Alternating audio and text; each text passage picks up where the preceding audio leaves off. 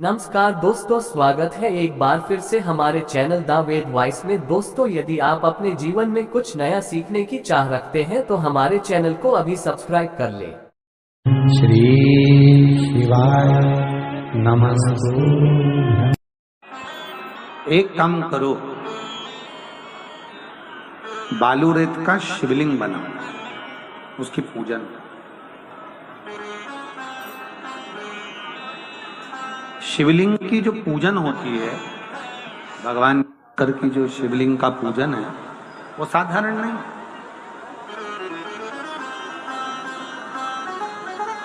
दो गुप्त नवरात्रे होते हैं, थोड़ा ध्यान देंगे। दो गुप्त नवरात्रे होते हैं। एक गुप्त नवरात्रा यही माघ के महीने में आता है, जो 10 तारीख से चालू हुआ, 18 तारीख तक चलेगा। श्रृंगी ऋषि ने इस गुप्त नवरात्रे का बड़ा वर्णन किया। श्रृंगी बाबा ने इस गुप्त नवरात्रे के बारे में बहुत कुछ बताया, बहुत कुछ।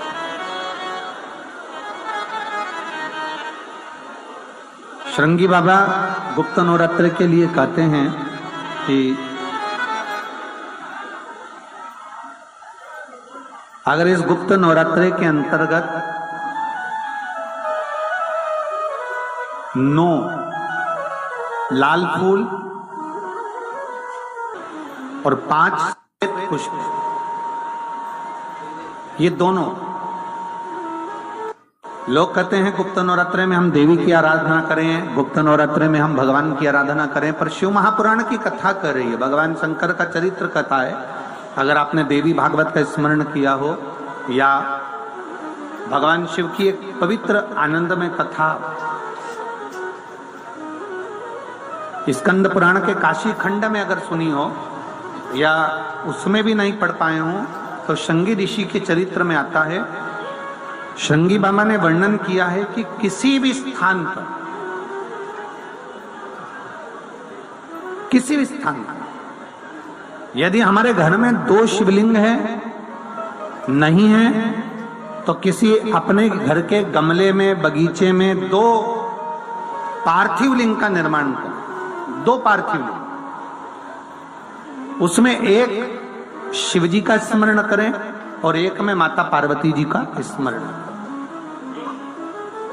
देवादिदेव महादेव 2 स्वरूप, 2 लिंग प्रकट कर कर, एक पर 9 पुष्प लाल और एक पर श्वेत पुष्प 5 समर्पित करें, बाबा की आराधना करें, घी का दीप लगाएं, पूजन करें और बाद में उन शिवलिंग को, उन पुष्पों को विसर्जन कर किसी भी नदी में, तालाब में, बावड़ी में, अगर वहां नहीं विसर्जन कर सकते हैं तो किसी वृक्ष के नीचे उनका विसर्जन कर दो।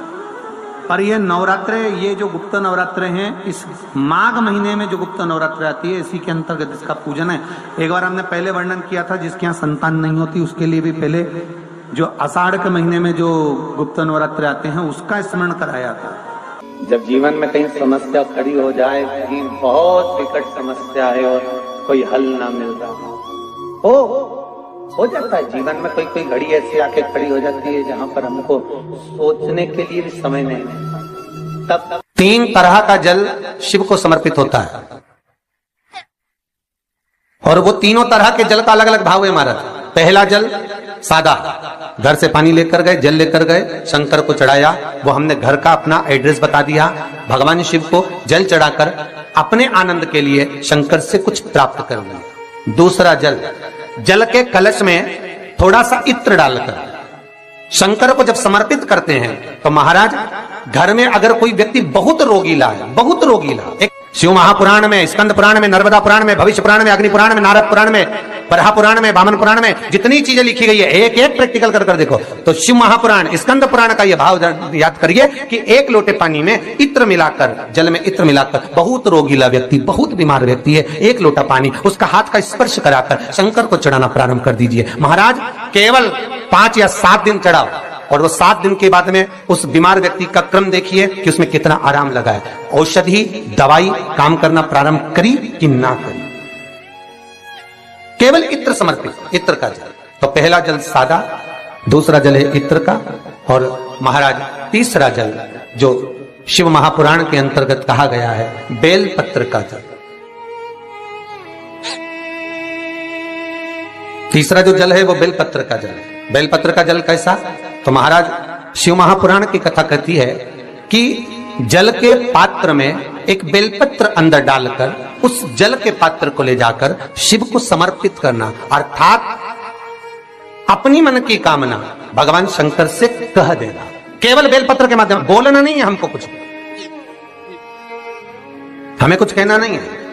3 तरह का जल का जो व्याख्यान वर्णन किया गया, एक सादा जल जो भगवान को कहा, आपने अपना एड्रेस बता दिया, आपने अपने मन का भाव बता दिया। इत्र का जो जल चढ़ाया गया वो केवल रोग मुक्ति के लिए चढ़ाया गया। और तीसरा बेलपत्र, अगर उस जल में एक बेलपत्र भी पड़ी हुई है और वो बेलपत्र पड़ा हुआ जल आप जिस भाव से चढ़ा रहे हो, जिस कामना से, अगर तुम्हें लगता है कि मेरी दुख का समय समाप्त नहीं हो रहा, मेरी दुख की घड़ी समाप्त नहीं हो रही, तो जो पेड़ तुम्हारे यहाँ लगाओ, जो पौधा तुम्हारे यहाँ लगाओ, जो वृक्ष तुम्हारे यहाँ लगाओ, जो क्यारा तुम्हारे यहाँ, कुंडी तुम्हारे यहाँ, उसी की मिट्टी को, उसी के पेड़ के नीचे, उसी पौधे के नीचे उस मिट्टी को थोड़ा सा हाथ से उसको उठाकर एक लिंग की आकृति बना लें। उसमें जलाधारी बनाने की जरूरत नहीं, केवल लिंग की आकृति बनाकर उसी की पूजन वहीं कर कर पानी चढ़ाकर 15 से 20 मिनट बाद अपना काम करने के बाद उसी को उसी मिट्टी में विसर्जन कर दें, अपनी कामना कर कर। देव अधिदेव महादेव 2 महीने के बाद क्या देगा ये वही जान सकता। पर कथा सुन रहे हो, जितने फेसबुक और यूट्यूब पर सुन रहे हो, बहुत सावधानी से सुनना। सूखे आम के पत्ते जमीन पर गिर जाएं। कैसे पत्ते? जब पतझड़ का मौसम आता है तो आम के जो पत्ते नीचे जमीन पर झड़ते हैं, 21 पत्ते इकट्ठे कर कर उसको आग लगाकर जलाकर भस्म तैयार कर लीजिए।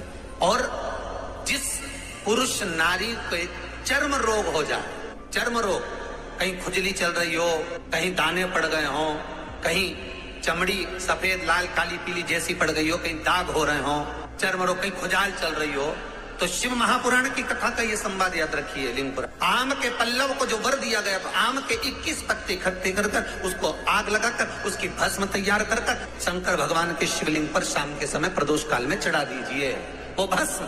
और उस भस्म को उठाकर लेकर आ जाओ, डब्बी में भर लो और गाय का घृत उसमें डाल लीजिए और उस स्थान पर लगाना चालू कर दीजिए। 3 दिन में दांत खात खुजली जो भी होगी मिटना प्रारंभ हो जाएगी। उसमें इतनी प्रबलता आ जाती है। शंकर को जो भस्म चढ़ी है, आम के पत्ते की भस्म का भी हमारा शास्त्र वर्णन करता है। उस भस्म को छान कर पीस कर उसका उसकी कोई दुकान आप डाल रहे हो, नया व्यापार चालू कर रहे हो और लग रहा है कि चलेगा कि ना चलेगा। पहले भी मैंने 2-4 दुकान डालकर देख ली, नहीं चली। अब नया डाल रहा हूँ, कर्जा कर कर डाल रहा हूँ, पैसे लाकर डाल रहा हूँ, चलेगा नहीं चलेगा। तो उसके लिए सबसे पहला काम करो, कम से कम दुकान खोलने के 7 दिन पहले आम के पत्ते की बंदरवाल बांधो। दुकान का मुहूर्त होने के 7 दिन पहले आम के पत्ते की बंदरवाल बांधो और कहीं आम के पत्ते की भस्म मिल जाए, वही भस्म जो आम के पत्ते 21 उठाए सूखे वाले, अलग से तोड़ के मत सुखाना, जो पत्ते नीचे गिरे हों उसको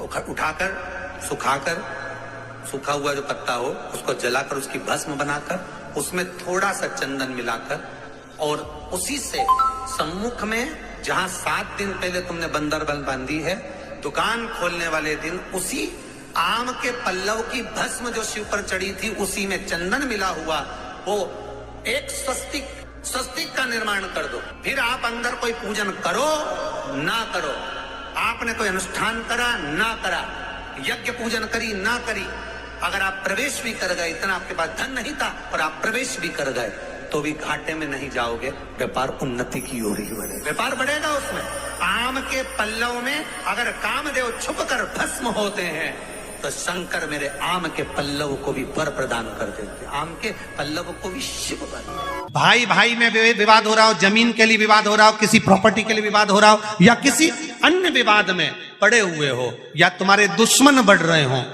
तुलसी के क्यारे के पास में एक छोटी सी कटोरी रखकर घर का कोई भी व्यक्ति चाहे महिला हो, पुरुष हो, पुत्र हो, पुत्रवधू हो, बच्चे हों, कोई भी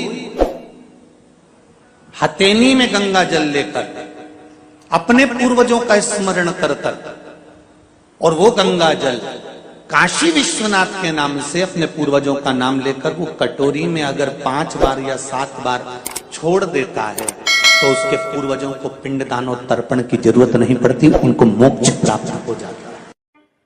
महाराज, जहां पर पति और पत्नी के संबंध बेकार हो जाते हैं, विवाद हो जाता है, अदालत में बात पहुंच जाती है, परिवार वालों पर दहेज का केस चालू हो जाता है, कहीं ना कहीं किसी ना किसी रूप में कार्रवाई चालू हो जाती है, पति पत्नी में वापिस प्रेम को बढ़ाया जाए, उस प्रेम को बढ़ाने के लिए शंकर भगवान का समझ लीजिए शिवलिंग, कनेर के पुष्प की माला, काय के पुष्प की, कनेर का वो पीला जो फूल होता है, आप टीवी पर दर्शन कर रहे होंगे, कनेर के पुष्प की माला जो ऊपर जलाधारी लगी है, जिस जलाधारी में से बूंद बूंद पानी गिरता है, ये शंकर भगवान की 5 बेटियों का स्थान है। कौन कौन सी बेटी, नाम ले, जया, विषहरा, श्यामली बारी, दौतली और 5वें नंबर की देव। ये शिव जी की 5 लड़की है जो पानी बूंद बूंद नीचे गिरा रही है। शंकर भगवान की बेटियों के स्थान से शंकर भगवान की जो ये जलाधारी है, जलाधारी अशोक सुंदरी वाला स्थान, ये जो जलाधारी है, बेटियों के स्थान से जलाधारी तक जो कनेर के माला बनाकर स्पर्श कर कर लगा देता है, शिवरात्रि के दिन प्रदोष काल के समय पर उस पति पत्नी में कितना भी झगड़ा हो रहा हो, आपस में प्रेम बनना प्रारंभ हो जाता है। अदालत का केस धीरे धीरे समाप्त होने लगता है। अदालती कार्रवाई, यहां तक कहा गया कनेर का पुष्प, भाई भाई में विवाद हो रहा हो, जमीन के लिए विवाद हो रहा हो, किसी प्रॉपर्टी के लिए विवाद हो रहा हो, या किसी अन्य विवाद में पड़े हुए हो, या तुम्हारे दुश्मन बढ़ रहे हो, तो भी कनेर का पुष्प शिव को समर्पित किया जाता। कनेर का पुष्प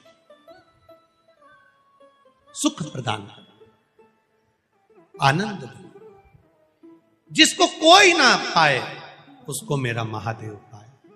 हम सब बोलिए एक बार जमकर, श्री शिवाय नमस्तुभ्यम। प्रैक्टिकल जरूर करना, कहीं सियोर वाला महाराज झूठ तो नहीं बोल रहा। शास्त्रों की बातें हमारे जीवन में हमें सुख प्रदान करे, इसलिए इस भाव का आनंद करते हुए आज की कथा को विराम देते हैं। वीडियो पसंद आई हो तो शेयर करें, लाइक करें, सब्सक्राइब करें। श्री शिवाय नमस्तुभ्यम, हर हर महादेव कमेंट बॉक्स में जरूर